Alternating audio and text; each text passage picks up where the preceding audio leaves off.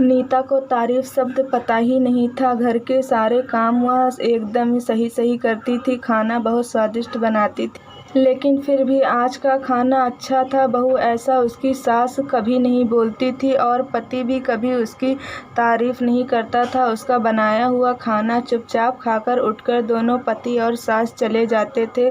उसने खाना खाया या नहीं इसका उन दोनों को कोई फर्क नहीं पड़ता था। सास को वह पसंद नहीं थी। उसके हाथों से जरा सी भूल हो गई तो सास तुरंत गुस्सा करती थी। उससे भी बुरी बात यह थी कि उसके पति और उसके बीच बातचीत ज़्यादा नहीं होती थी और उन्होंने ये चुप्पी बनाए रखी थी। वह उस पर ध्यान नहीं देता था। परदेश में पढ़ाई करने गया हुआ छोटा देवर मात्र समय समय पर नीता को फ़ोन करता था, पूछता था भाभी कैसी हो। उसका फ़ोन आने पर नीता बहुत खुश होती थी। अपना मन हल्का करने का उचित स्थान था। कुछ ही दिनों में देवर की पढ़ाई खत्म हो गई और वह घर आया। थोड़े समय के भीतर उसे एक अच्छी नौकरी भी मिल गई। नीता को बहुत आनंद हुआ। नौकरी लग जाने के बाद उसकी सास अपने छोटे बेटे की शादी के लिए बातचीत करने लगी, पर देवर को एक भी लड़की पसंद नहीं आती थी। उसने ही बोला होगा। उसे मना करने को सोचकर सास नीता को ही दोष दे रही थी।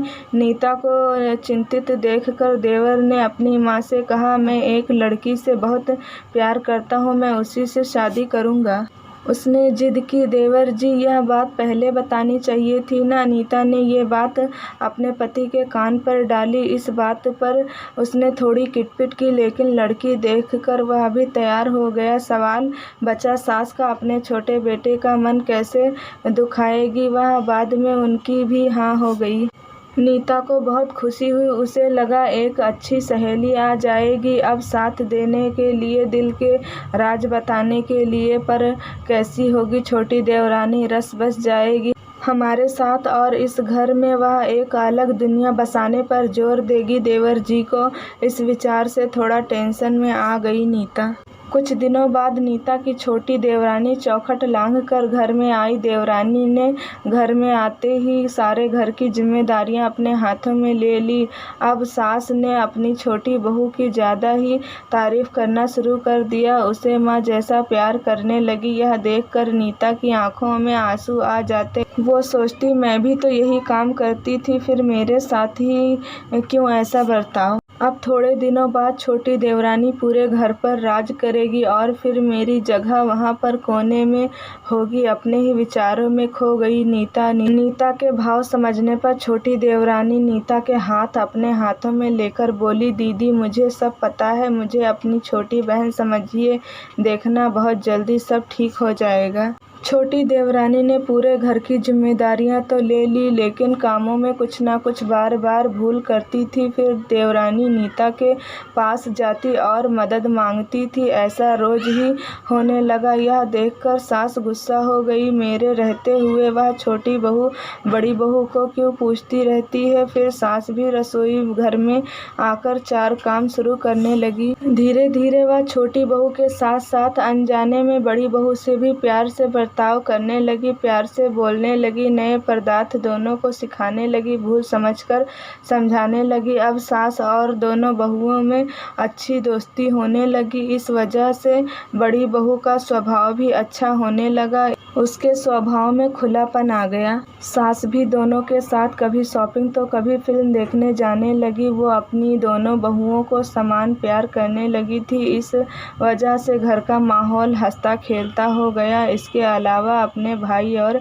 उसकी पत्नी की बॉन्डिंग देखकर नीता का पति भी उसके साथ अच्छा व्यवहार करने लगा। यह देखकर छोटी बहू बहुत खुश हुई। दीदी घर पर पहले आप ही का हक था, ऐसा बोलकर छोटी बहू ने पूरी घर की जिम्मेदारियां अपने जेठानी को दे दी। साल भर में नीता के देवर को अच्छे वेतन और बड़ी पोस्ट पर स्थानांतरित किया गया। अब छोटी देवरानी भी अपने पति के साथ परदेश जाएगी और मैं फिर अकेली रह जाऊंगी। इतना ही नहीं, इतने सालों बाद सास का व्यवहार जो इतने सालों बाद बदल गया था वह फिर से वही हो गया। तो इस विचार से नीता डर गई। देवरानी की नीता को इतनी आदत हो गई थी कि उसके बिना घर काटने को दौड़ेगा। देवरानी के आ जाने से घर का माहौल बदल गया था। वह थी ही ऐसी खुशमिजाज और ऊर्जावान, जैसे के नाम से पता चलता है। यहाँ देवरानी की हाल भी कुछ अलग नहीं थी। उसे दुख हुआ कि यदि यहाँ रहना पड़ा तो उसे अपने पति से दूर रहना पड़ेगा। नीता के देवर की जाने की गड़बड़ और देवरानी के टेंस होने के कारण नीता सोच में पड़ी। अंत में उसने देवरानी को पूछा तो देवरानी ने जवाब दिया कि दीदी, मैं सारा दिन नए स्थान पर अकेली रहूंगी, इससे अच्छा मैं यहीं रहूं। आपके देवर को बोला है मैंने, शनिवार और रविवार की छुट्टियों में आप ही यहाँ आ जाया करें, मैं भी उनके साथ जाया करूंगी बीच बीच में थोड़ा बदलाव के लिए। उस पर वह बोलते हैं कि 6 महीने में वापस यहीं बदली करा लूँगा मैं अपने पति की नकल करके, देवरानी बोली और छोटी देवरानी भी हंसने लगी। अपनी आंखों के आंसू पोंछते हुए नीता बोली, छोटी, यह दिन वापस नहीं आने वाले। जाओ तुम अपने पति के साथ, उनके साथ भी तो कोई होना चाहिए ना। दीदी, अपने मुझे बड़ी बहन का प्यार दिया, वैसे ही भैया के रूप में एक बड़ा भाई मिला। यह भरा हुआ संसार छोड़कर मैं कैसे जाऊं, वहाँ अकेले का मन नहीं लगेगा।